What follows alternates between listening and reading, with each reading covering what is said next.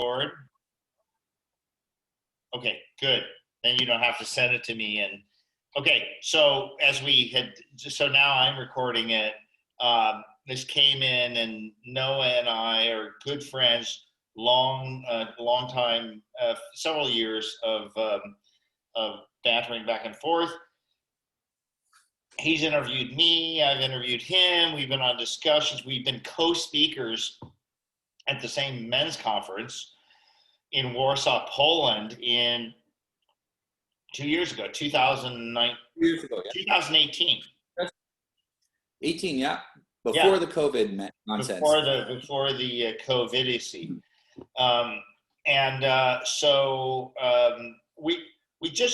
We hadn't chatted in a good while, and so I had hit him up, and he said, "Sure, let's chat." And so I'm thinking, well, let's use this for something he, I, or both of us can promote, just to self-promote, since we're kind of in this business. But the thing that's different about Noah and about Richard Nikoley is that we're no shit. Yeah. He's a coach, and you pay to talk to him. I have a members only blog, and for the most part you pay to read it. Because that's where the world has come to. You can get your ad pop-ups like this and this and this every time you're trying to read something or do anything, or you can get a bullshit-free experience and just the facts, man. Hey, Noah, it's so good to see you. And as I was saying, it's great to see you too. I gotta say, Richard, I've never seen you look so healthy. You look really healthy right now. I'm going to have a paid blog series on this on my blog. You look 10 years younger. I had my testosterone, and I'm pretty well into a bottle of whiskey here too. Yeah, I'm writing, I'm producing, I'm doing stuff. I get lots of sun. I go to the beach. I jump in the ocean. I swim. I snorkel. And I'm 60 years old, and my girlfriend is 28. But that's not all. That's the old formula for renewing the vigor in a man. I think so.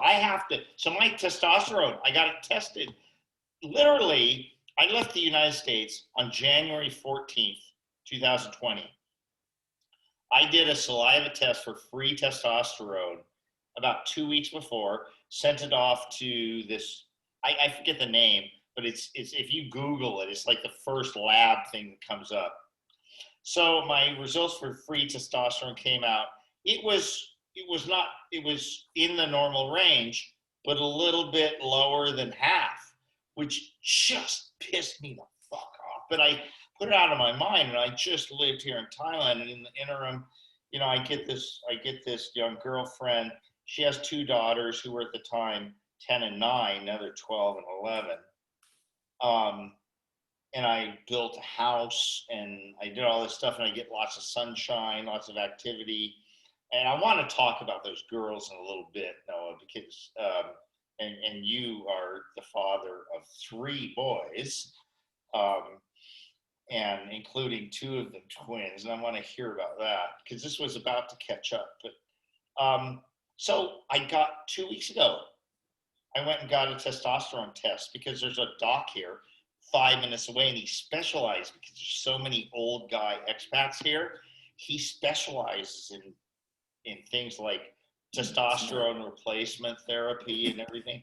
I want to check it out. So I went to him. He's like, sure, do a test. And my testosterone, free testosterone, the active form of it, has gone up 40% since I left the United States. 40%. It's partially the lifestyle. Yeah. It's also that right now, living in the West, there is an anti-male, anti-masculine, anti-testosterone spirit. Yeah. And it just weighs you down on men. They don't need to actually cut off your balls. They can just fucking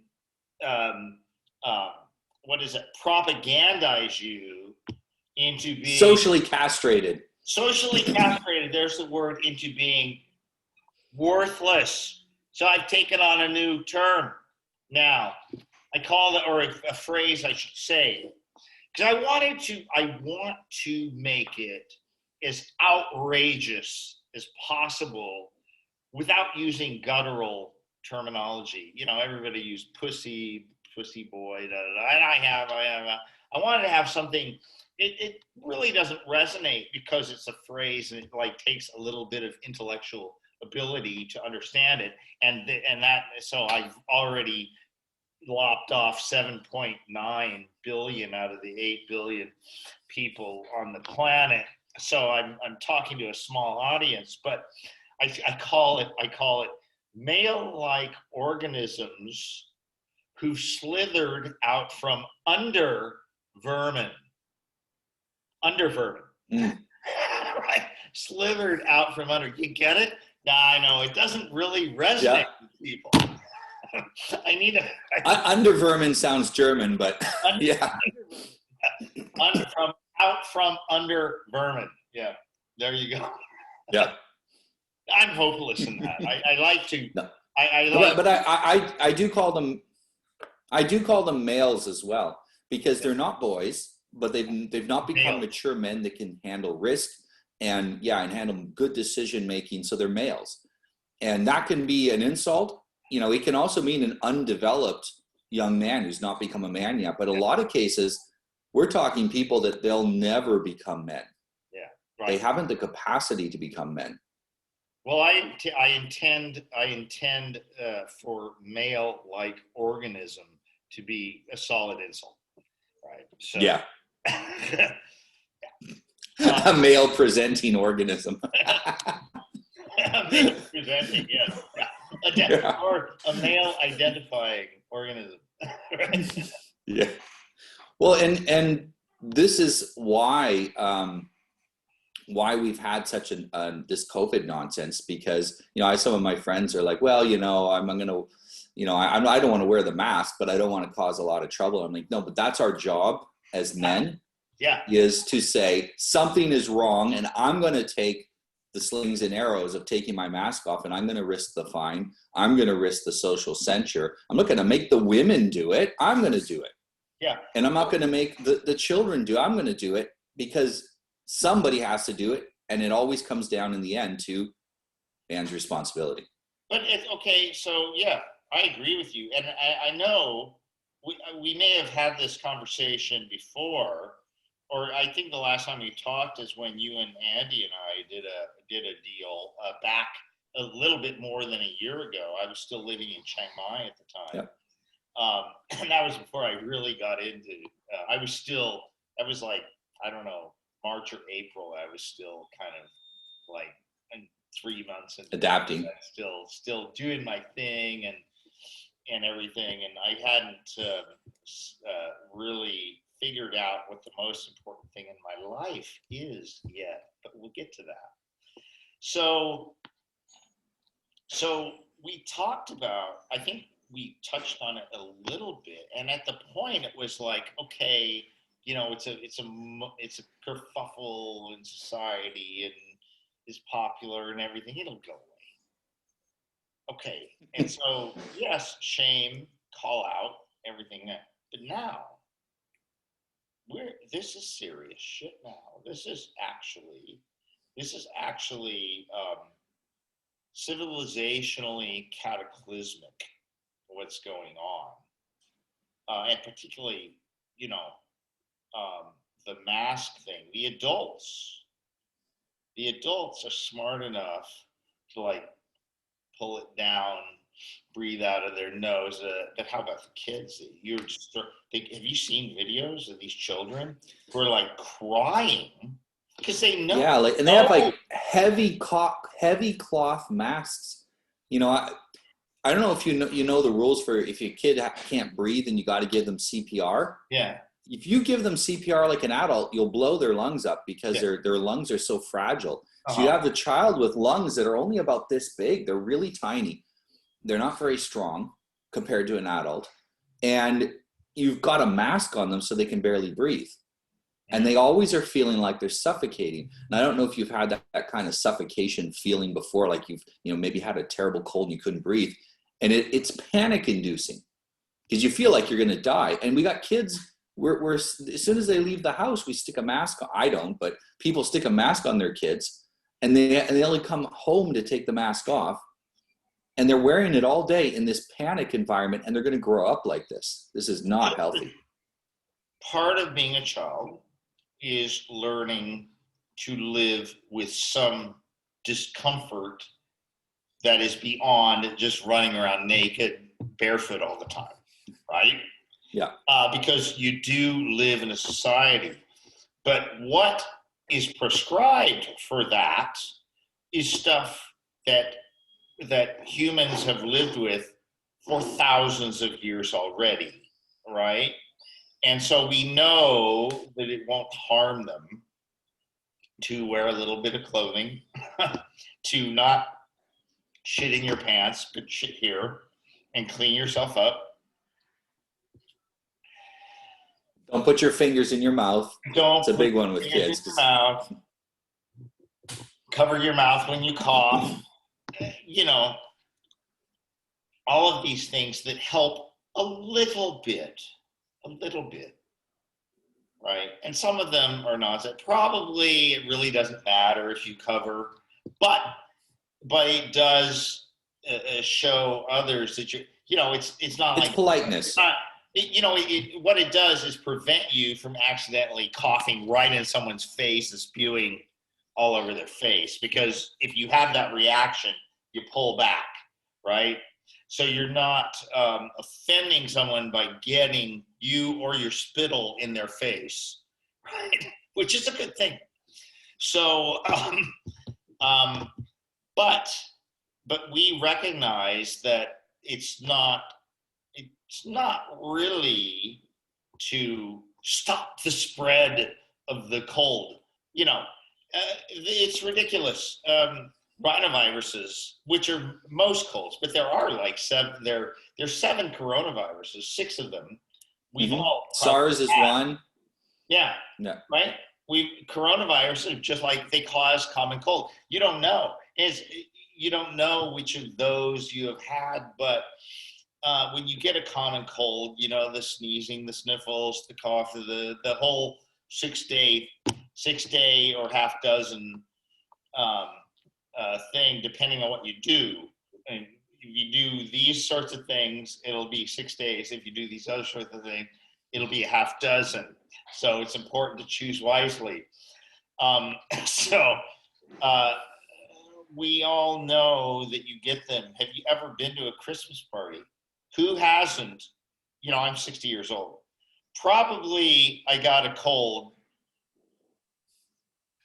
What would I say? Maybe in 15 times going to just the holiday parties, not holiday parties, a different family, work, and you're gonna get a cold. It's its height of absolutely right, and we've learned to just live with that, but we've reverted into this world of a propagandized fear. And what's sad about that to me is I never, I've joked for years about how fucking stupid I think the world, and everybody laughs. I'm telling you, the world is fucking moron. Most of it, by far the most. And I don't care what their politics are. I don't care what their religion is. And it's not even an IQ issue. It's not even an IQ issue. Some of the. I talk with my friends. Yeah. I talk with my friends, and what we say is it's people with eyes to see. Yeah. Because some people can be smart, but they're blind. Yeah. They're smart, but they don't see anything. They have no wisdom. They don't have wisdom. They have a certain kind of intelligence. They have a book smart, but they can't tell when people are lying to them. They can't tell when they actually think the government has their best interests at heart. Well, to us, it seems stupid because we can see.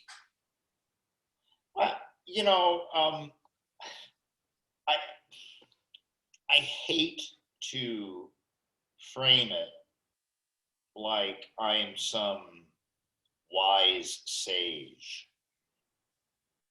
Instead, I like to frame it as, I'm just not afraid. I'm just not afraid. I'm sorry. You can't make me afraid. Just because you buy in to all the cry wolf and chicken little sky is falling bullshit doesn't mean I have to.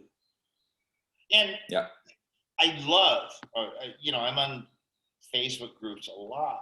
And I loved it. I get into like these expat groups in Thailand. And you would think an expat, who's someone who's chosen to live abroad, as you have, Noah, Mm-hmm. right? And I'm an expat in Thailand. And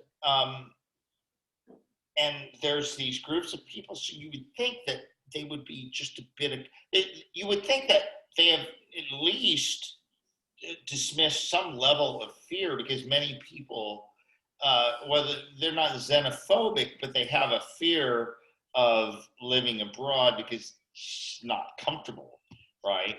And well, you don't know. You don't. It's an unknown environment, so that's risky. Even people who came from immigrant families to America, mm-hmm. who had nothing, and they're afraid of living abroad, right? So, yeah. It's incomprehensible to me. But I'll get back to that in just a second, because I talk to these people and they're like, I'm like, Jesus Christ. I mean, they've literally bought every single level of fear and everything, and this is what you're supposed to do and everything. And I laugh and I say, look, okay, yeah. If you are, COVID can kill you. I mean, if it is really COVID, but so can the flu, so can pneumonia. Mm-hmm. We kills 2.5 million a year, every year, year in and year out. 1/3 of them. And pneumonia kills children. 1/3 of them children under 5. Pneumonia is the biggest killer of children under 5 of all childhood diseases put together. Do you wear masks around every child under 5 years old in case you spread pneumonia to them? No. Shut up, fucktard. You're ignorant. And if a person is in their 90s and they pass away due to COVID, that's a huge difference than a 5-year-old kid dying from pneumonia. Well, that's a big difference, because one person lost their entire life. The other person maybe lost 2 months because they were going to die anyway. If you're in your 90s and 80s, at some point you die. Every day, people in their 80s and 90s die of the common cold because it was the last straw. Yeah. And that's important what you mentioned. It was the last straw. It was the last and straw. At some point we hit the end of the road. Yeah. I bought and I wear this ring for the idea, what the Romans would say, memento mori, remember death. Remember death. We're gonna die at some point, and the question is, how well will we live between now and then? It's great, and the older, I turned 60 last January. Last time you talked to me, I was a young 59. And, but I do think about mortality more and more. And what's funny about it is I don't care. Exactly. I don't care. Really. I can honestly say I don't care. Because what I would say is that up to this point, I've done some really stupid shit. But I have done more cool shit than most of the cool shit of 10 people put together in their whole lives. Right? And look, I don't, but here's a funny thing. Is that if you realize that, and you're not afraid of it anymore, you're not even really trepidatious. You're like, all right, if it comes, it comes. Okay, all right, I had a good run. you really come to honest grips with that. Number one, you certainly never have suicidal thoughts. What the fuck? It's going to come anyway. One Yeah. the next, right? Number two, you're like, if it does, okay, I had a good run. And number three is like, ha, what if I did it all over again? How fucked would that be to the world? Fuck you, you're trying to kill me, world. So you can use these sorts of things to really, I mean, everybody gets down. I had a down period for a few days. I really did. And I couldn't figure it out. I was like, I have this member blog, but I was like, I started like 3-4 posts and like, I'm like 20 minutes into it and I'm like, ah, fuck. And then I start watching TV, having drinks, go to bed. You know, I'm sleeping like a baby now. And that's another post series on the whole testosterone and what I've done. I'll give you a little clue. I think that there's a chicken and egg scenario with sleep and testosterone. It's like, does higher testosterone make you sleep well? Or does sleeping well raise your testosterone? Ooh. Yep. What's the I think it's like this. It probably is. It probably is, right? One of you know, speaking of high testosterone, I have to mention ashwagandha because because I heard that first from you. Now I had taken Indian gooseberry before, but that's a blood sugar thing. I found out it's a different thing. So, but since then, I've taken ashwagandha probably every day since then. But now I hyperdose it, man. I'm talking 5 grams a day. Yeah. 5 grams. I got powdered stuff and I take it with a scoop. Exactly. And I'll give you another one. I'm not going to give this one away. That's going to be in the testosterone series, but offline I'll tell you what the other thing is. And if you do the whole scoops and everything, a couple hours or so before you go to bed, watch out, man. And plus, if you want to write an entire mystery novel in your dreams, that's going to be the thing for you because you won't believe the depth and complexity of your dreams. Like you just wrote a Stephen King right in your sleep. In the space of 8 hours, right? And since I started, it seems like you dreamed for.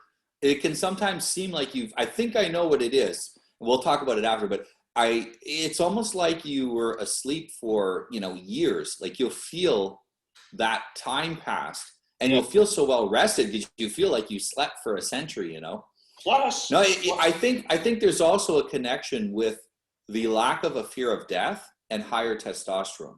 Yeah. And plus, I think the higher testosterone brings your anxiety down to a point where you can look at negatives. Death is a negative, but you can look at it and go, yeah, it's not a problem. Who cares? Plus, not only can you get up, take a piss, come back and resume the dream, but you can have a series of 2, 3, 4 nights that keeps on the same sort of thing. I hate the people who talk about lucid dreaming and all this. I want to be out. I don't want to be half awake and half, dreaming. I have no interest in that. I like sleep, right? I like being knocked out, getting up in the morning and going like, fuck. I feel like I've just risen from the dead. Yeah. So. No, I think that is a huge deal towards actually recovering health is getting proper amount of sleep. So many people today are on several stimulants. You got coffee, they got nicotine, they have all kinds of stuff. And I don't understand why I can't sleep. Clunk, clunk, clunk, clunk. Just, before bed, they're busy smoking and drinking tons of coffee and they can't sleep. And then, okay, let's get into kids because that's a good entry into kids. So if you live your life like that, how do you suppose your kids are going to be? And is that going to make you lose sleep too? Because your kids know you're a fucking asshole, right? Because you live your life as an asshole. They see it and you can't fool them, right? They haven't learned to lie like you have yet, right? Oh, they'll tell little lies out of to just save their own embarrassment, right? Their own shame, like a dog, right? But they haven't learned to tell sophisticated, integrated life. My life is a lie sort of lies yet, right? Yeah. Oh, you should see my son. Sees a fat person. He said, I don't know why that person's killing themselves. Yeah. Why are they doing that? Yeah, why are they doing that? Well, you know, look, if it's here's the thing. There's so many outliers in terms of like, you know, bad food choices, bad drug choices, alcohol, smoking, whatever, other sorts of bad choices. But so many people can seem to put it together. In my family, there was many of those issues, but there was never like off the rails kind of shit you see now. Some people have more ability to higher levels of self-control. Mm-hmm. And, you know, I posted about this a few days ago that drinking can reveal the real you. Some people drink, they become total assholes because that's who they really are. Some people drink. I write the best when I'm drinking. Exactly. It releases your creativity for you. Yes. It's like Ernest Hemingway's one of the famous writer's quotes of all time. Write drunk, edit sober. Yeah. Right. And this will depend on the person. And it's because most people, I would say, are suppressing things about themselves rather than dealing with them. Mm-hmm. So they just suppress them. Then alcohol comes along and all of a sudden, all those things come out. Or anonymity online comes along. That reduces self-control as well. Yeah. Boom, again, they're the asshole. Whatever it happens to be that takes away their inhibitions and out comes whoever they actually are. You know, stress does it. You go traveling, nobody knows who you are. You know, guys who would never cheat on their wife in their hometown will go cheat on their wife when they travel because that's the anonymity and the real them comes out. And if people, instead of saying, oh, I'm not going to drink. Now, I agree, if you're an alcoholic, don't drink. But instead of someone say, I'm not going to drink because I don't like the guy I become, go get that fixed. Don't just stop drinking. Go get that inner person fixed.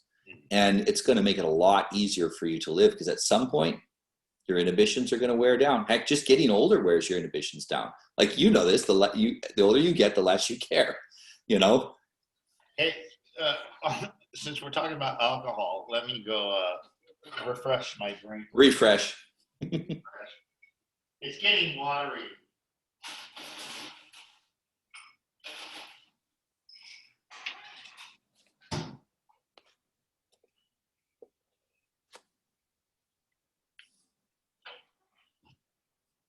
Hong Thong.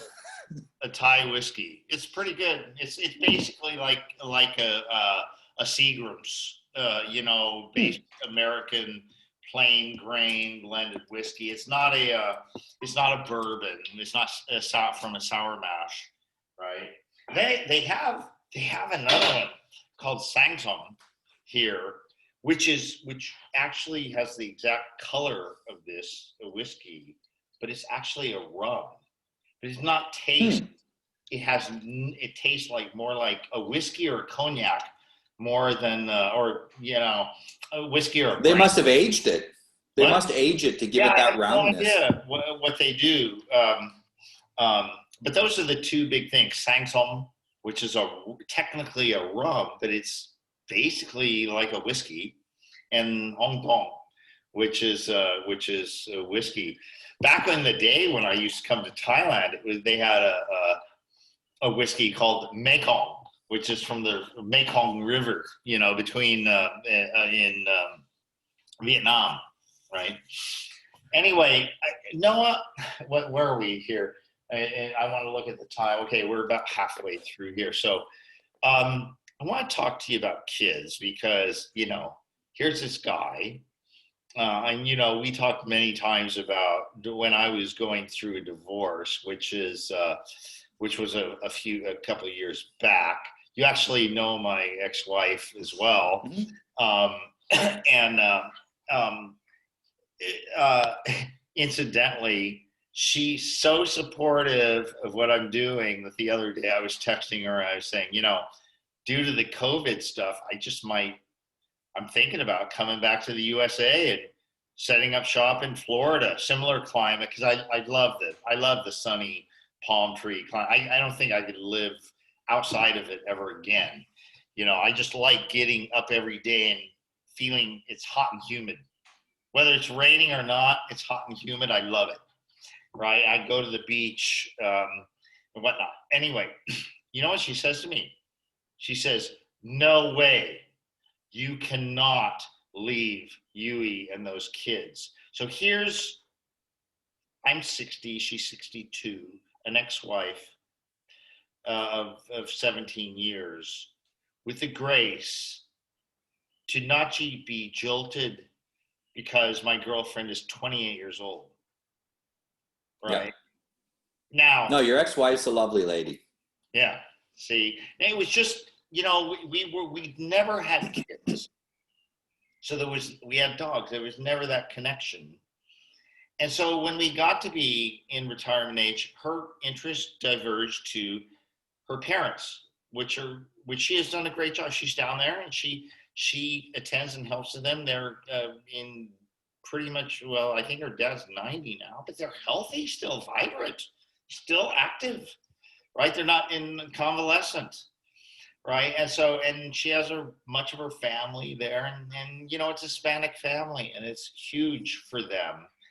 And so that was just our thing, but it could not be my thing. And she understood that. And so we went our separate ways, and now I'm doing my thing, which one initially thought, oh, he wants to go be a sexpat, you know, and they'll right? say that about any man. You know, there's any man who's interested in sex is going to be shamed by somebody. But here's the thing. Now, I readily admit that I played quite a lot of field in the first month to 2 months, right? But the girl I'm with is the very first woman I met here on day 2 I was in Thailand. And it's good that I went around. And here's what got me is that it's to see what a mother she was. Every morning, doesn't matter what time, you know, we had gone to bed, whatever, every morning, first thing is she has an alarm. It's like 6:30 in the morning, gets up on the Facebook Messenger video to her mom, who's taking care of the 2 girls, and video every morning for them. Good. And she says in English to them, good morning, right? To get them up for school and everything. No matter what, never miss a day. And to see her for over and over and over again for so long, like everything she does, no money doesn't matter. She does the best for those 2 girls. And I just put up pictures today. The girls are first day back in school after the COVIDiocy again. And it's a new school. She came to me some months ago and she said, because they have a school like 300 meters down the road, the village school, right? I've taken them there, picked them up there, and all the kids are like, oh, look at they're being picked up by this farang. Farang is the Thai word for white devil. And the whole village is envious. But I built a house with all village labor, and I paid them $4 a day over going rate to build the house. So I'm kind of pretty well respected in that village. At least that's my impression.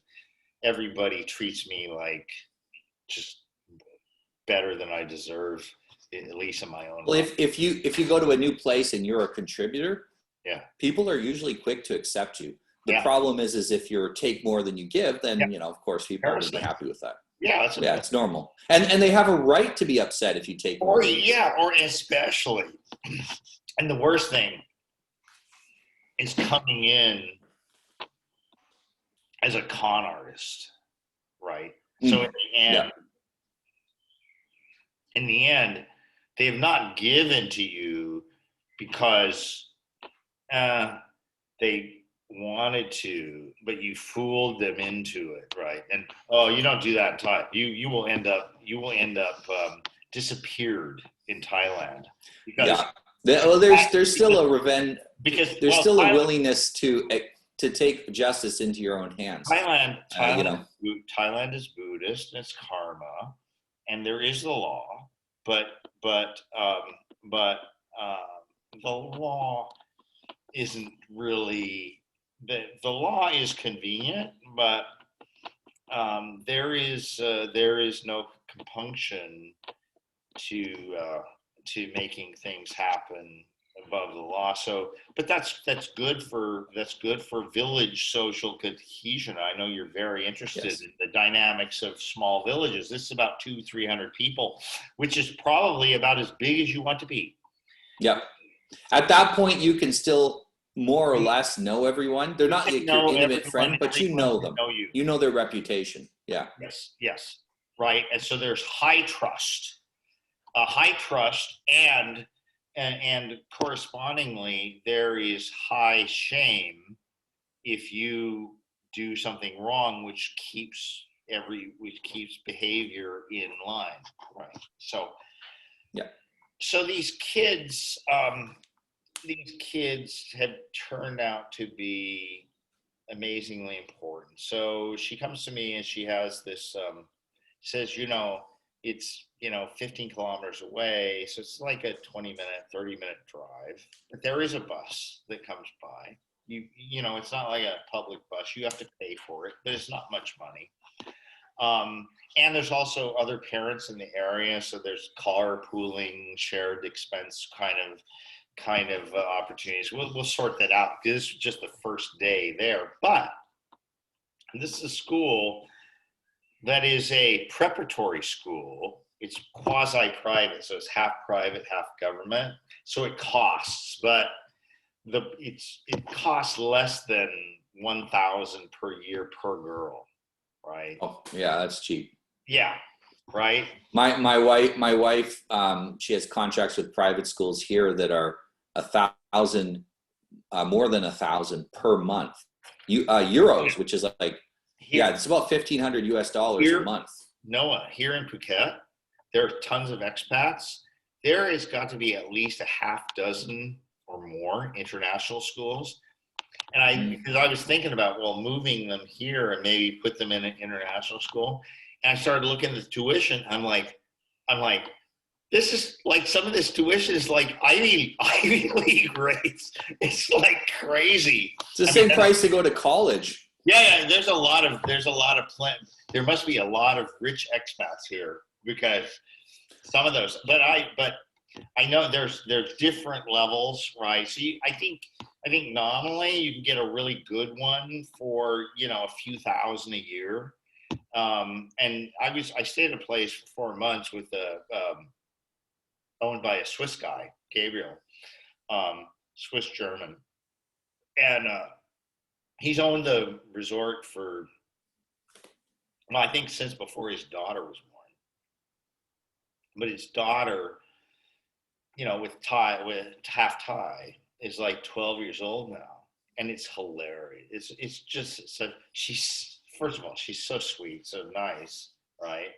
Because she's Thai girl. She doesn't have this like awful, like I can't even imagine being the father or grandfather of most of what I see on video in the United States. That's aside. So she's so sweet. But Western women have been under attack for about 100 years from feminism.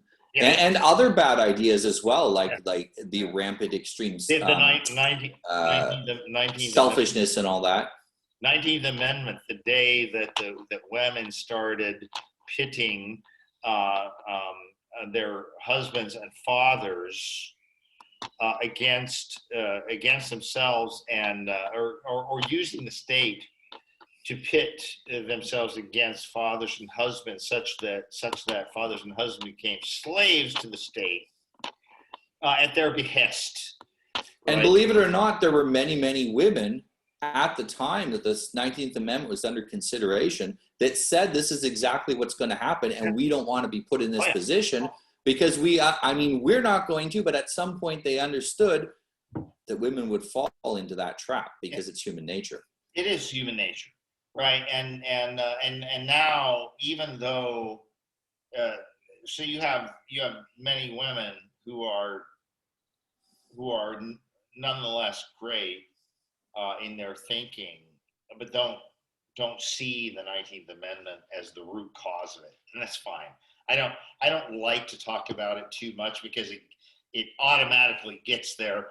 Well, it's one of those things that you and I can see. Yeah. It's one of those things that you and I can see, but it's so well hidden that most people can't see it. And it's kind of like we're pointing at an invisible man in the room and they can't see it and they feel stupid because they can't see it. And because they feel stupid, they get defensive and angry. Yeah. And I think that's really what it boils down to. So kids, now I wanted to get your thoughts about this because, you and I, originally started talking kind of within the context of this greater, red pill men's movement. I don't really want to get into all the specifics on that. We actually co-spoke at a men's conference, right? And that conference has been many things over many years, including its proprietor, right? But is now very much on a patriarchal mothers, fathers, children sort of trajectory. But here's my problem. Even on my video at the Warsaw speech, anytime I go into any group of these red pills, there's this constant. I get shit on almost immediately if I mention that I have this Thai girlfriend and she has girls. I get shit on by guys who it's like they're hammers and everything is a nail, right? Oh, you're raising some other man's children and stuff like that. And I'm like, dude, I'm not 24. I'm 60. Are you a fucking moron? Well, I'm more like a grandfather. And here's another important point. Most of the guys that say that have no children of their own and probably never will. Never will. And what it really is, a guy with 9 kids, he's not going to come to you and go, oh yeah, what you're doing is wrong. He's going to be like, good on you, man. Good on you. You know what it's, right? Yeah. Well, because he has his own children, he doesn't feel hyper sensitive about the entire topic. So he doesn't have to look for something in you to attack. He can just be happy for you. Yeah. But the men who have no children and will never have children, like some men have no kids, they're going to eventually. But the men who have no children, never will have children, they don't have interest in being the kind of man who could have children or take care of them. They're going to attack. They don't just attack you. They'll attack you about that, but they'll attack other men about having biological children as well. Yeah. And they'll be on those men. Oh, you got married? That's like a 50% chance. And you had kids? Your wife's going to take the kids and you're going to have to pay alimony and blah, blah, blah. They're projecting the things that would happen to them because they're losers onto other men. Noah, 100%. Not 15 minutes before you and I got online. I'm in the Facebook group for the expats in, I think, here in Phuket. There's several expat groups. But some German guy was asking about some of the documents and paperwork and stuff needed for the marriage with his Thai girlfriend and so on. And so I go into comment because I know a little bit about that, and I go into comment to be helpful, and I see all these comments from all these expats who are like, don't marry, don't rent them, don't, no, you're going to be sorry, blah, blah, blah, on and on and on. And I'm like, dude, don't worry, don't think about that. They're just projecting. Now I'm not officially married, but I consider myself married in a common law, a village sense. Let's say in the village sense, I am married. So 99% of our ancestors, that's the only way they were married. That's the only one. And why? Because that's the only people whose business it was. Right? Yeah. Licensed government marriage is the product of the last 120 years or so. And, no, common law is real marriage too. Marriage was standing up before your village and saying, I have a commitment with this girl, to put yourself to be held to account in how you behave, in terms of her and everything else, which makes her feel safe and secure because she knows you have that social pressure, right? There's nothing wrong with social pressure, right? No, it's good. When the social pressure is towards positive ends. As long as you have the ultimate freedom to say, I leave the village. Right? Yeah. Right? With accepting all the scorn that may abide there with that, but you have that freedom and nobody gets to stop you. And that's your choice, right? So yeah, there always needs to be some consequences, which, the shame and the exile, essentially. There needs to be some consequences because breakups should be somewhat painful. That encourages us to think about, hey, maybe I can fix this and put some effort into fixing it, and then on the other hand, when things can't be fixed, there needs to be an out because sometimes they can't be fixed. Yeah. So, I think this whole thing of like, well, here's the thing. I saw this video. I don't know. I only saw this one thing where this this pathetic little 20-something, 21, 22 guy is doing videos, and he's such a sappy little cucked loser. And I hate to say that about someone 20. I would say, hopefully he's learning. Rare is the guy who in their teens and early 20s didn't get completely enamored of a chick they wanted and did exactly what you should not do, right? Thinking, oh, she's gonna think you're just the greatest thing, and she's just going to be, like Snow White before your eyes, and all you need to do is a kiss, and it's gonna be love. No, it doesn't work that way, right? I was just telling another guy that I like women who are concerned about money because they're less stupid than girls who are like, oh, it's all about love, right? He's like, well, yeah, so long as it's concerned about money for a long life and not to buy bags and stuff. And I'm like, oh, that's easy for me. You just tell them no 7 out of 10 times. Makes them horny. Well, a woman who's rational about the finances of who she's marrying, that's a woman you're going to have, like you said, less problems with, because basically you're looking at a woman who can think. Yeah. Well, who's not delusional. Women who think it's all just about love are delusional, but they'll be delusional about everything. Everything. And you'll be dealing with this delusion on every subject you can imagine. It gets old real quick. It does.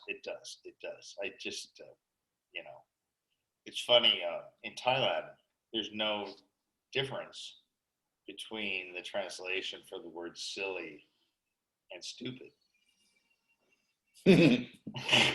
So I kept calling my girlfriend from time to time, oh, don't be silly. Just don't be silly. So she finally looks it up. So now when I say, don't be silly, she says, I'm not stupid. because the word is GNO, pronounced no, for stupid, Nah. silly. So if I call her silly, she says, "I'm not stupid," right? So, which is funny, but she laughs because I've told her. So there's another word in Thai that's called ting tong, which kind of means like a little bit crazy. So that is kind of a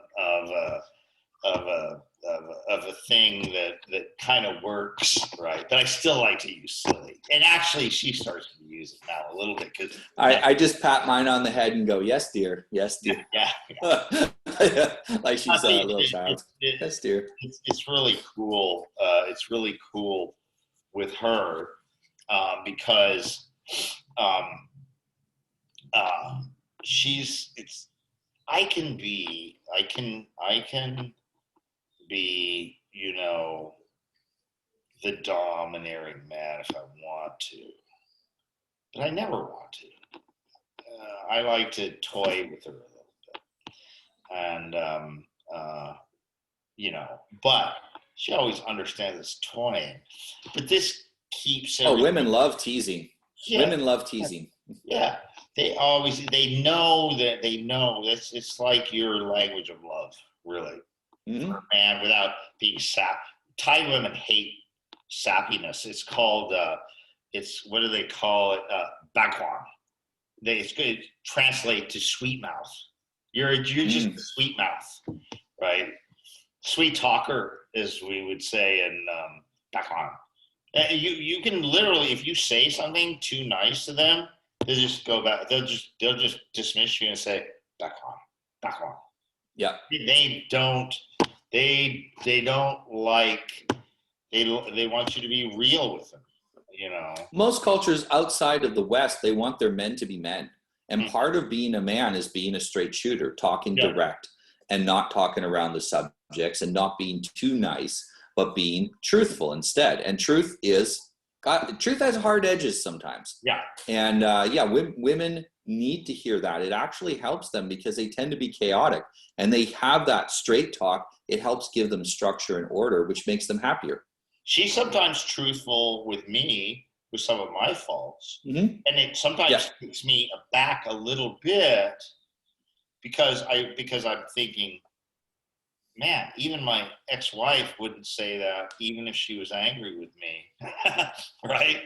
But then I realized, no, she's not. She's just saying what is real, and what I should do is understand. Yeah, that's an issue for me, and she's not going to sugarcoat it, But she's not. It's not like she doesn't say it emotionally.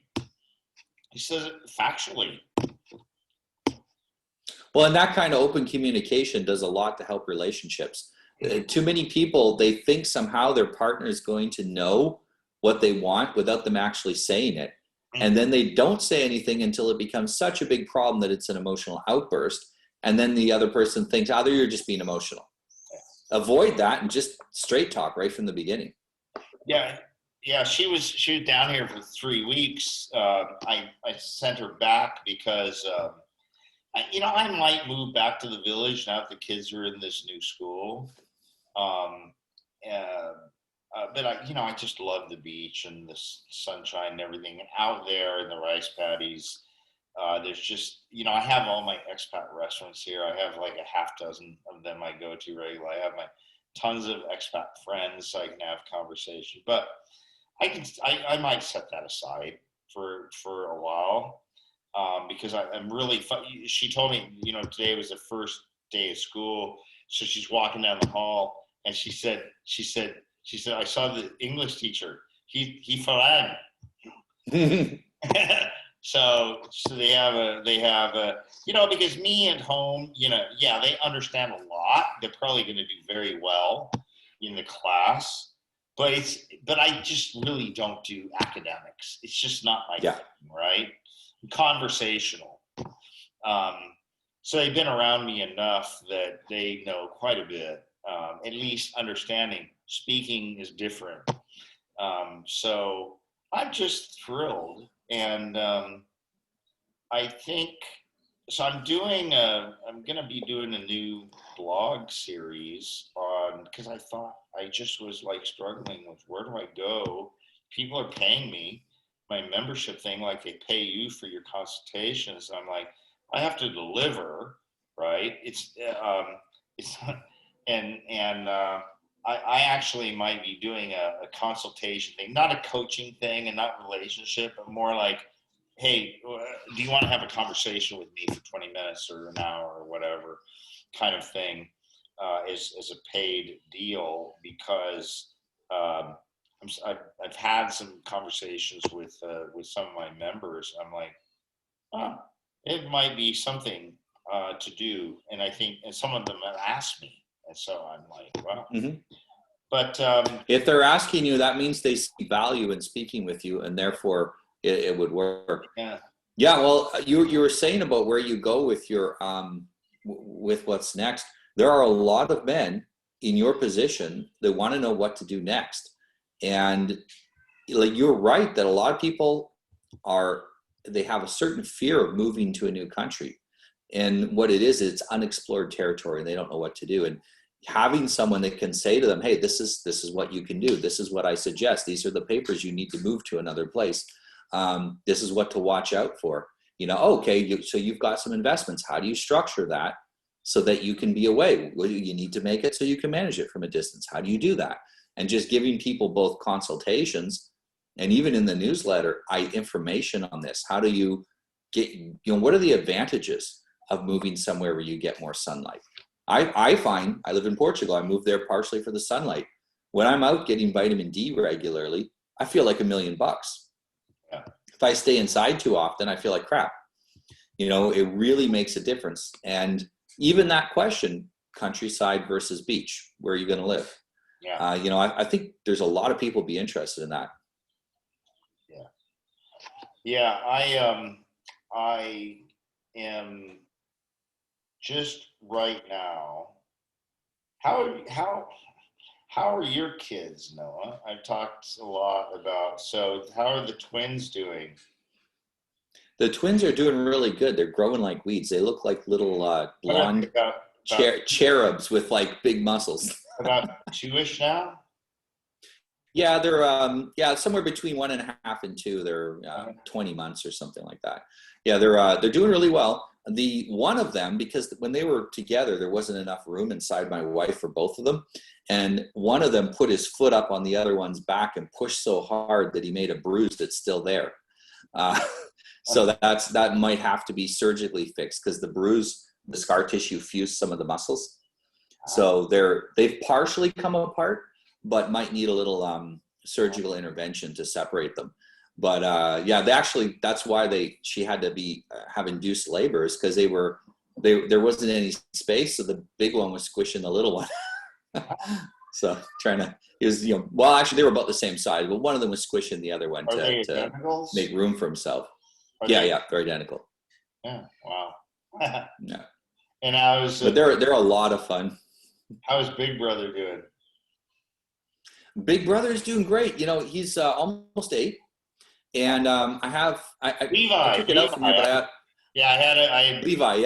Yeah. Levi. I got a pair of boxing gloves, and Levi's got his boxing gloves. He was in a martial arts class, and we stopped for the summer so that I can take him places and do stuff and not interfere with the class. And he's going to start again next September, and he's doing really well at it. He's really enjoying the kickboxing. That's what he was doing, like a Thai style kickboxing, and he's really, really enjoying it. I think kids really need to get out and do physical things. Boys need to take risks, especially. They need to get out there and take a risk. Like, he could get hurt. He's okay with it. He does get hurt a lot of times. Listen, boys, it's even more than that. Boys need a bloody nose. They need a bruise on their thing. They need scars on their face from face planting. Now, I never had a broken bone until I was like in high school, and big claim to fame. I broke a pinky finger playing basketball, and because it got jammed, right? And then I shortly after had this one broken by by playing softball at camp. So 2 balls, sports balls. And I wasn't like, I was a teenager. I was like, I don't know, 14, 15 at the time, right? But I never broke a bone as a little kid. But if they aren't taking risks that do non-permanent trauma, I don't see, how can you grow up and not like be able to tell a story about how I broke a bone, had stitches, my face was a well, this is why we have a society full of men that are afraid of a little virus with a minuscule chance of killing them. Yeah. I mean, but my son's not afraid of the virus. He says, I'm not afraid of the virus. It's about as dangerous as a cold. He says, I'm not afraid. I'll beat it. And that's his attitude about everything. I'm not afraid. I'll beat it. And that attitude, we need to cultivate that in boys where they're not afraid of facing the things that they're going to have to face in life, where their attitude is, I'm going to beat it. My girlfriend, back in March 2020, middle of March, toward the end of March anyway, when the dominoes started falling in Thailand, they closed the borders, everything shut down.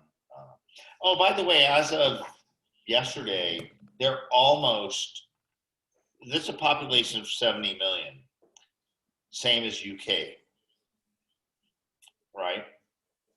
Yesterday, they hit 1,466 COVID deaths.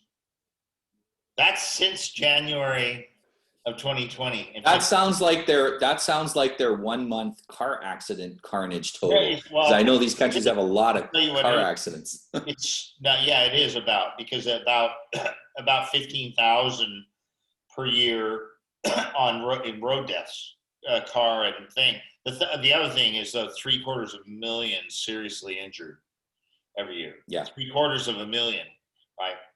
12 million tuberculosis deaths every year, a disease which has had a vaccine since 1921, 100 years, and is 100% treatable, but yet 50% of Thais who get it die because the treatment is long and expensive, right? So 12,000 a year. So 1,400. And that really is contagious, and tuberculosis really is highly contagious. Well, it kind of is, but it's not so easy to catch. I actually you can get it and your body overcome it. To get it chronic is a different thing. You don't normally, people who get chronic tuberculosis have a secondary underlying condition like diabetes. Yeah. So anyway, 1,466 deaths so far, 16 months in, which is almost to the level of 1,500 who die every day of all claws, 365 days a year. This is how fucking insane people are. And at first I'm like, they're just confused. And I was ready to excuse, but here, 15 months in, there's 2 people. Now they are intransigent. They're intransigent. They're dishonest. They're lazy. And they're evil. And at this point, I know what should happen to them, even if you don't, if you have drift. Well, the thing is that, and I am dead serious about that. And I don't give a fuck if it's your mother, your father, your sister, your brother, your aunts, your uncles, your friends, or your coworkers, or your social media contacts. I know what should happen to these people, even if you don't. Yeah. Well, and in a country like Thailand, it very well might happen. Yeah. In the West, we've lost the guts to properly punish our leaders. But not everywhere is like that. Thailand There is are places that will finally get frustrated. Thailand is a very curious country, Noah. And this, since you're interested in this stuff too, I know this would be cause for another discussion at some point. But we are in the West. We're used to three branches of government: the legislative, judicial, executive. Right? Okay. And most countries have somewhat. Thailand is 5 branches: the legislative, judicial, executive, the military, and the king. Mm. And all fight for power. All fight for power, including the military and the king, with the executive. But the executive and legislative are generally, when things are smooth. But this country has had 9 different constitutions since 1938. Right? Yeah. Well, the U.S. Constitution. People from the West think that's a bad thing. But maybe it's a good thing, right? I'll tell you what: if you're out in the rural areas of Thailand, you've never felt so free. Never felt so free. Well, it's very hard for the government to project power out into those areas. So they're very much local power is the power. And Thailand is a pretty industrial. I mean, out there in the boonies, there's factories, cement factories, and all sorts of factories all over. There's plenty of new cars. There's trucks all over. There is industry everywhere in Thailand. It's very an industrializing nation. So the idea that it's like rice hats and rice patties. Now, the village. You know what village people are? The village men. They're rice farmers, potato farmers. They're laborers. They can do brick and mortar and tile and concrete like you wouldn't believe. They can weld and put up metal roofs. They are jacks of all trades because you have to be. Because it depends on which season it is, and it depends on what needs to be done at the time. Right? And this I find very endearing. And this is an environment in which it is good to raise up a boy, even if he goes off to later be educated and enjoy a more managerial life managerial, financial, or STEM or whatever. But he always has those things. I always tell people, I grew up with my dad was a painting contractor, and I worked at construction sites when I was a kid. And I fear this is what I see so often when I end up going head to head with some of these little wankers from all over the world, because my interactions on the expat groups are highly international. It could be a guy from Australia, a guy from anywhere in Europe, an American, an Aussie, whatever. But the first thing I do is look at their profile, and here's what I find is invariably, if it's someone where I detect or there's signs that they grew up either poor or in hardship or in labor or laboring sort of family, they're cool. If they grew up amongst intellectual fucks, they are worthless, and I know what should happen to them, even if you don't. Yep.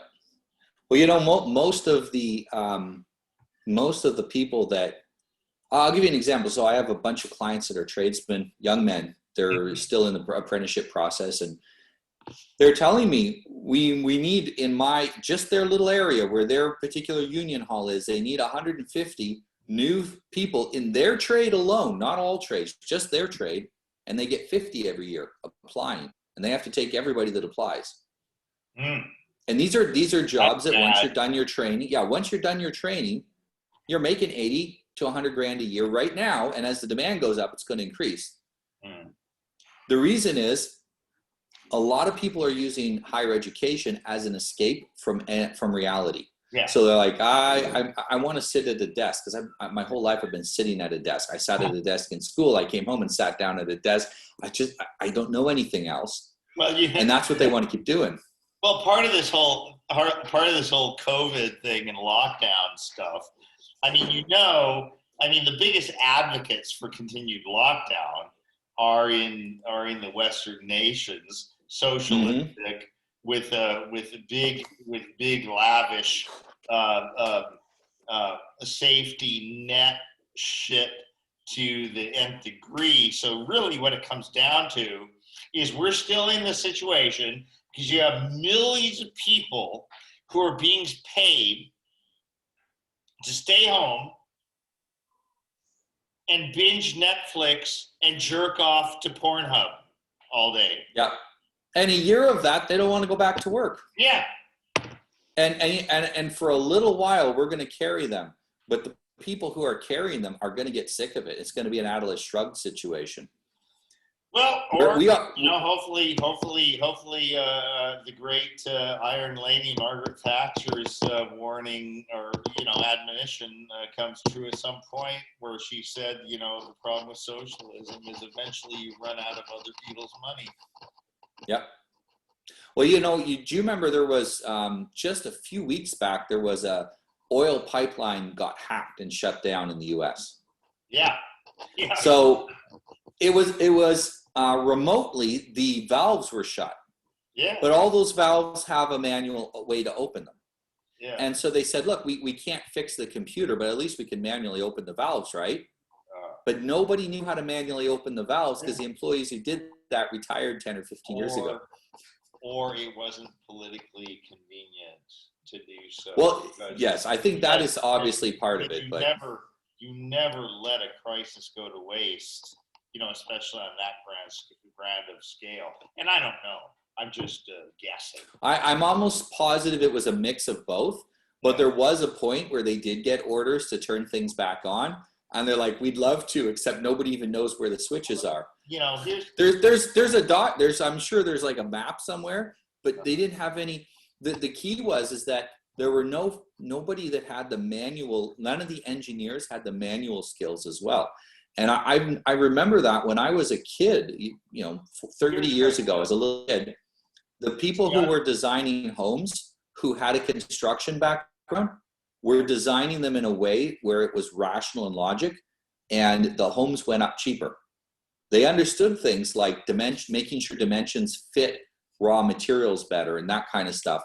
As my dad used to build homes, did contracting and stuff. And the guys, my dad always said, I don't respect the architects who are coming in with zero experience in actually lifting a hammer, because they don't understand the process. So they're designing homes that are clearly a bad idea right from the beginning, but it looks nice on paper. And that's what we have. We have a whole society that's designing something that looks nice on paper, but because nobody has any actual experience executing, when they try, it always is turning out wrong.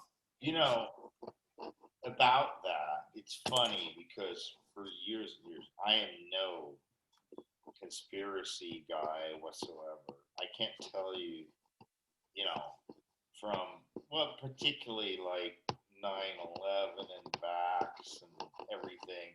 I just have zero tolerance for it, especially from the right and religious people who think, oh, this is God's prophecies coming true, blah, blah, blah, whatever. It's like, I try to be polite, because in many cases the people have good hearts and whatever. And even in this, I'm like, everybody wants to couch it as a conspiracy. And I'm like, why isn't it just that people acting towards their own values? Yeah. How about instead of saying conspiracy, say your values are fucked up, man. Right? Why do you want this sort of thing? Right?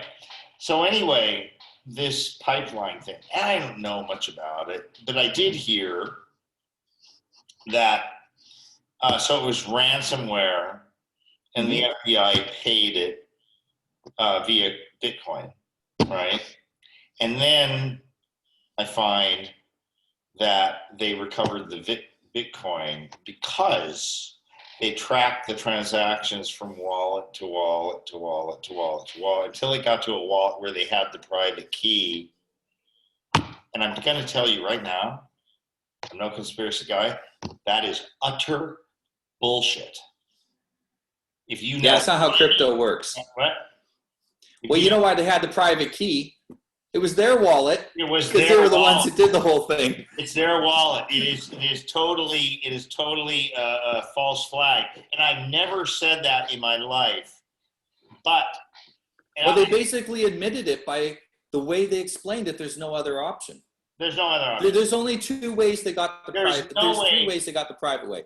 It's their wallet. Yes. They hacked a guy with no criminal record and took his stuff, which was illegal.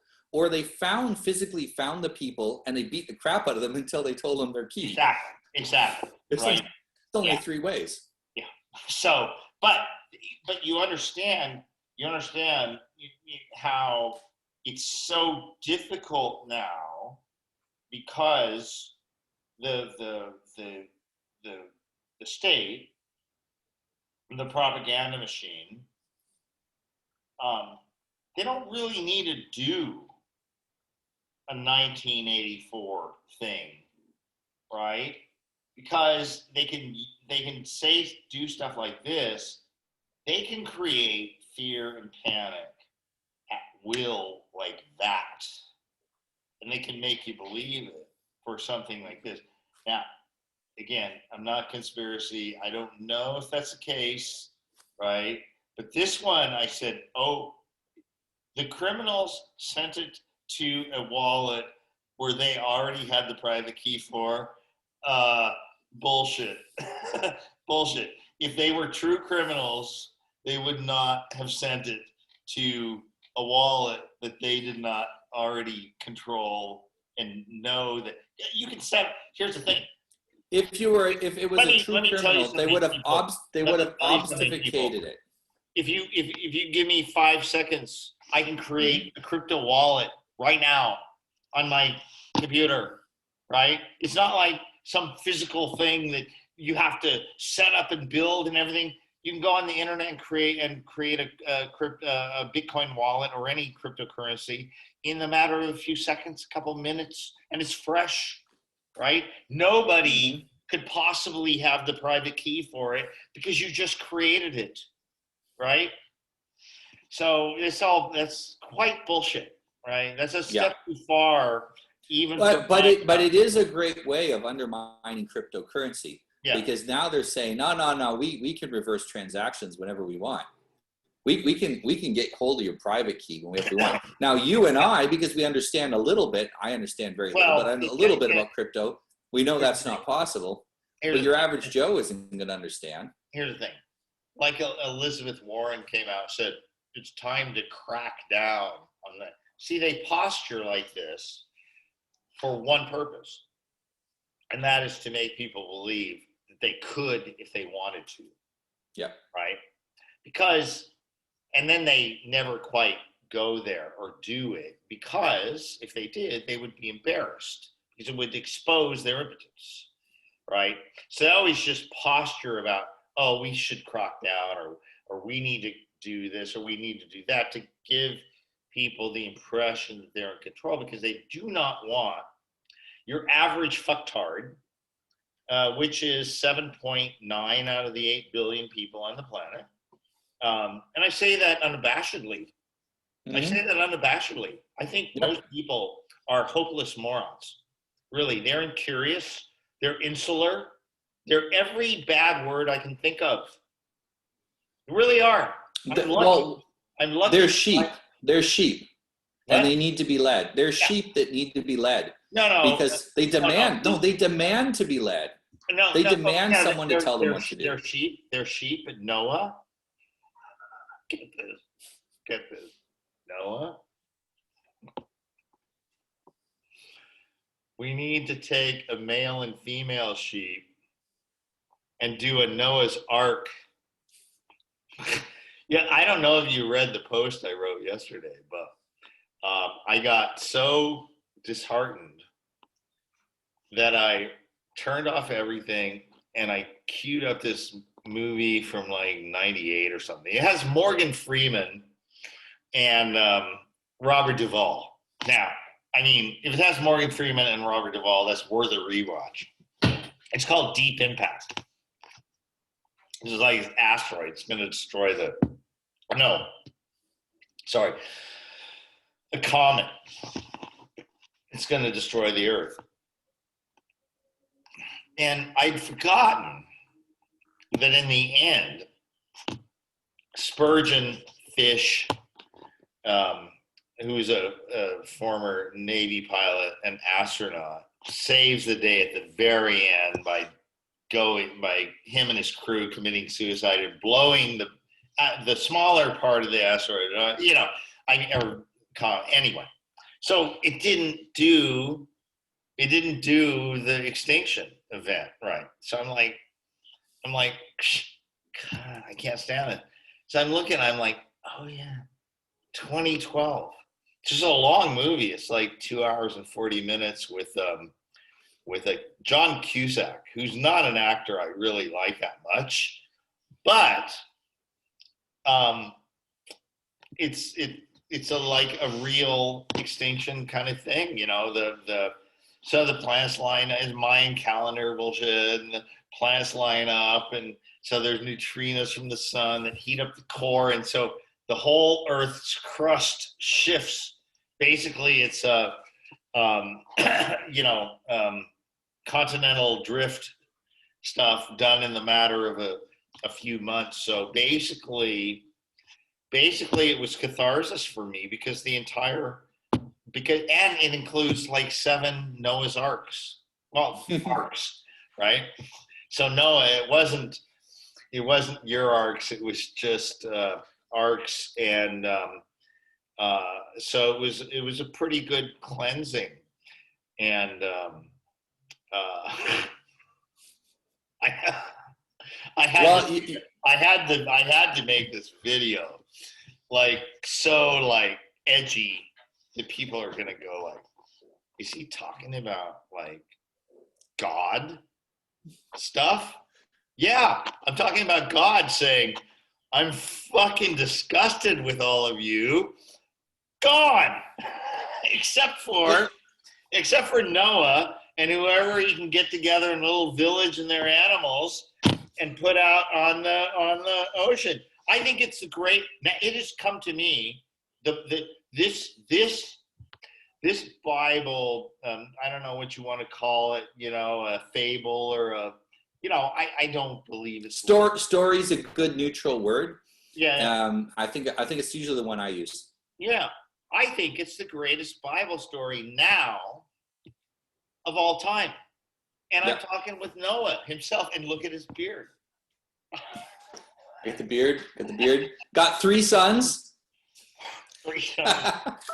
Oh. Should have named them Ham, Shem, and Japheth. I hope you have friends with daughters. Yeah, that's actually something that's a big part of the reason why I want to form a community. Is I'm sure my sons, they're good looking. They're already, even the little ones are like masculine. They walk around like this, talking to each other. And I'm sure they won't have a problem finding a woman, but I don't want them to find a woman or even a bunch of women. I want them to find one that's really high quality. Mm-hmm. And, we're already right now in the age of OnlyFans and every woman selling pictures of her butthole online. It's terrible. And I want them to grow up in a village where parents are raising the kids well, where, hey, you find this nice girl. Like here in some of the small villages here in Portugal, it's changed in the last few years. When I came here 20 years ago, there was this girl, I was like 21. There was this 15-year-old girl, And she basically said, hey, I want to get married soon. I'm about to turn 16 in like a few weeks and I want to get married. Would you be interested in, are you interested in marrying? She wasn't asking me to marry her, but she was trying to see, because she knew I was there a very short period of time, if I was interested in dating her. And because I'm usually not for the girl approaching, but she was too young. That's why I never said nothing to her. She was cute. And that's what happened. She got married to somebody else about 6 months later, just after she turned 16. And the guy was like 18, 19. And their parents pooled their resources, got them a tiny house. And they were really happy together. They did really well. I saw them when I came back to marry my wife. I saw them and they were happy. And I want my son to have that option. He doesn't have to get married young. But if he wants, there will be young, attractive, well taken care of, feminine, skilled women that know how to manage a household and be a good wife and mother. And if they want to get married young and have kids, they can. Not that they have to, but if they want to, that option is there. For so many young men, that's not even an option. And for young women too. I think in a village community that makes sense. If you're not in that, I think the better option. And you can disagree, but I think the better option is for younger women once they get to be like 18, 19ish and whatever, because they're going to get horny too, and but who do you marry them off to? And I think a guy more like late 20s who is already established in a good trade or job or something like that is a good move. My Thai girlfriend, Yui, Waruni is her real name, but she was a shopkeeper when she was 15, and they got married like the day she turned 16. She was 16, he was 33, and that's why she had her first daughter at just as she turned 17, and her second is just as she turned 18. That's why they're so young, right? And whatever, they just divorced, but everybody is still very close. He just had a huge brush with death. Almost died. He's 40 something, like almost 50, I think now, and he has Hep C, which caused liver cancer, surgery, that close to fucking death. Yeah, it's not good. And but he pulled through. Good. Yeah, and gaining weight now, because I saw him. He was at our housewarming party or housewarming blessing, and he's a good guy. He's got a good job now. He's got another two a boy and a girl, I think now, from a wife from Laos, northern Thailand, and he has a good job, has a good car, good house, everything. And so, and I just, so the two girls, because school was out with COVID, and he was just out of the hospital. So they just spent like pretty much a month with him and learning to take care of their dad, who's growing back to health. And you know what? Those girls have been quite different since they come back. I think they got a little bit of the womanly essentials. They're 12 and 11 now, or is it? Yeah, 12 and 11. And so, it's really natural for them if you put them in a home setting and they know that this stuff needs to be done for the home to be a nice place and orderly. They do it naturally. They go to it. Yep. I have a lady who's a client of mine who's Asian, and she says, I was raised from childhood to know all the things that a mother and wife would need to know. You know, she was raised with those skills. Nowadays, we raise young girls from childhood to know how to complete exams in school. Not even really how to work, just to complete exams in school. And then we wonder why they're so uncomfortable with the idea of marriage and children. How to do a Tinder profile, how to do a TikTok twerking video. How to properly light your asshole while you're taking photos of it for OnlyFans. Yeah, no, we're you know, a lot of people, they'll get angry at the feminists, they'll get angry at the you know, the women who are being ruined by this system. And I'm like, you know, an 18 to 25-year-old feminist is usually just a highly submissive girl that's following along with the dominant social narrative. She is not necessarily bad. She's just following the narrative.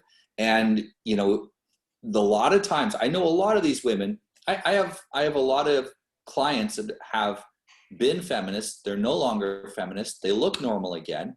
I have friends that are, you know, dating or married to a girl who used to be a feminist. Now she's an anti-feminist. She says, I was lied to. I got fooled. When I figured out I was fooled, then I changed. And she says, now I'm struggling because I'm still paying some of the costs from having lived that life. And this is a big problem. No. And this part of my upcoming series, my blog of what next after we've gone through this huge human assault. But what you said, it reminds me of how many people over the years I've had in my comments on my blog. And it's always, you know, everything like that, everything that's not grounded, you know. Okay, so let me tell you. So feminism, just like veganism, is a revolving door. Mm-hmm. They want you to think that everyone who comes in is in there to stay, but they're not. Now, to put that home for you, how many churches, and I'm not talking about hippie flash in the pan bullshit church. I'm talking about whether you're a believer or not, but like institutional sort of churches, Protestant, Catholic, Jewish, Islamic, whatever, churches and mosques and synagogues, I should say then, or for that matter, Buddhist temples or Hindu temples or whatever. How many of those are revolving doors? How many? Zero. Yep. Zero. Sure. There are some people who leave the faith, but do they really? They generally don't leave. They, especially in Buddhism, they will serve, like if it's a man, he'll serve for a while after his father's death as a monk for a year or two, then he'll go back to normal life. But it doesn't mean that he's less interested in his faith. He can't be a monk forever if he wants to have a family. And so he's going through stages of life, but that doesn't mean he's leaving his belief system. Whereas vegans, one moment they're super hyper vegan, save the animals, then they start dying basically. Well, the thing is, where do you go from vegan? There's no place more vegan than vegan. No, you become a full carnivore afterwards. The only place you can go is not vegan, right? No, you go all the way around to become a full carnivore. Yeah, well, that's what they do. You can say, oh, hey, you know what? I still eat mostly plants, but you know what? I eat some I eat some eggs. I love tuna fish, and I do this and that, and that's all they need. And then they start feeling better, but they're not vegan anymore, right? Nope. So it's I grew up as I grew up in Protestantism. My mother was a Mormon, my father was a Lutheran, and then they ended up like fundamental Baptists. And I dropped it, and for a while I was like quite, shall we say, unpleasant. about it.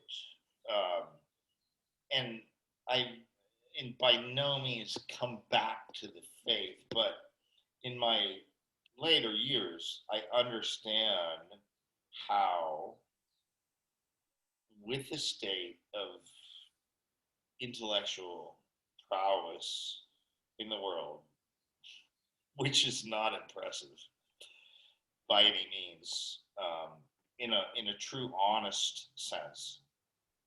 You can disagree, anybody can disagree, but it's made me understand the core purpose of religion and understand why it's way fucking better than this this morass of abject, woke,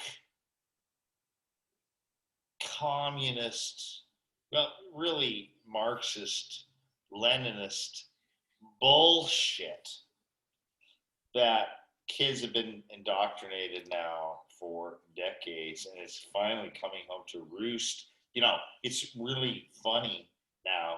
You have people from former communist countries. There's even an article about this chick from North Korea today saying, I can't fucking believe how fucking insane these morons are. They have no. You're reminding me of North Korea. Literally, she was saying that. Yeah. Yes, you saw it, right? The good news about this is there is one big difference between, say, what's happened in North Korea and what's happened in the West. Is that what happened in North Korea happened to a people who were very close to the earth, who were very tough, who were very aggressive. This is happening to the Western people who become so soft and mushy.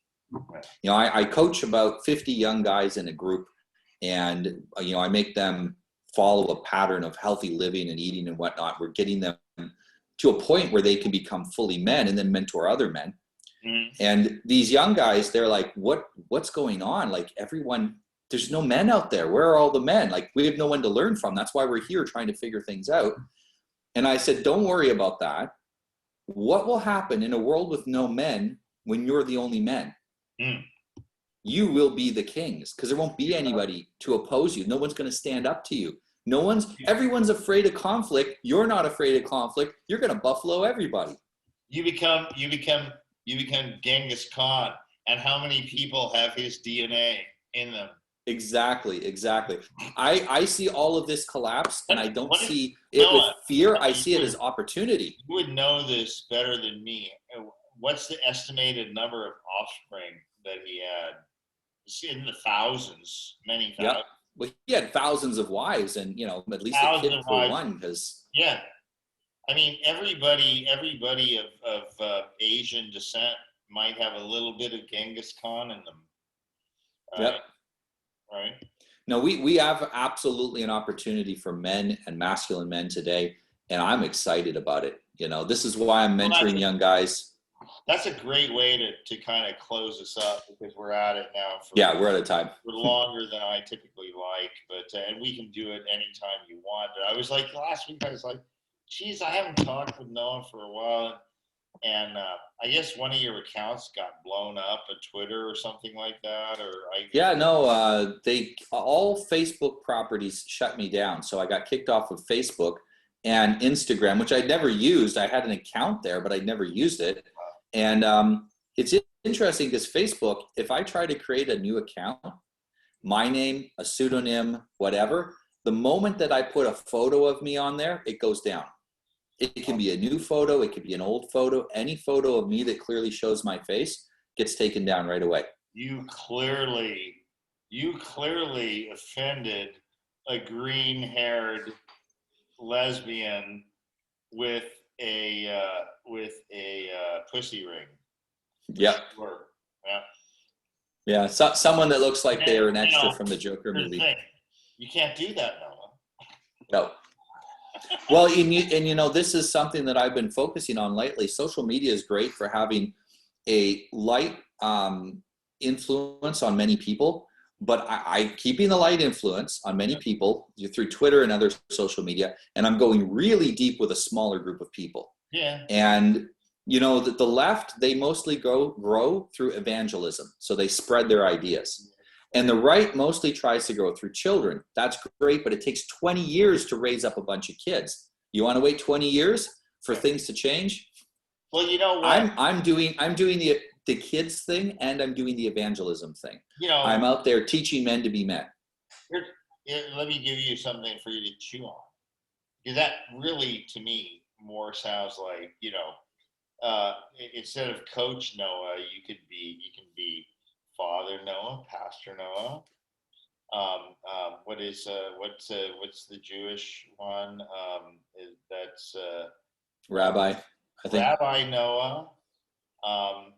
And then the Islam one. Kind of shaman Noah in a way, because I help people with their trauma like a shaman. Shaman Noah. What's the Imam? And what's the Islam? Yeah, I think Imam. It's called Imam. For the like local priest guy. Yeah. I can't remember if the local priest guy is called the Imam, but I think they call him like Eben or something as the title. What you said is so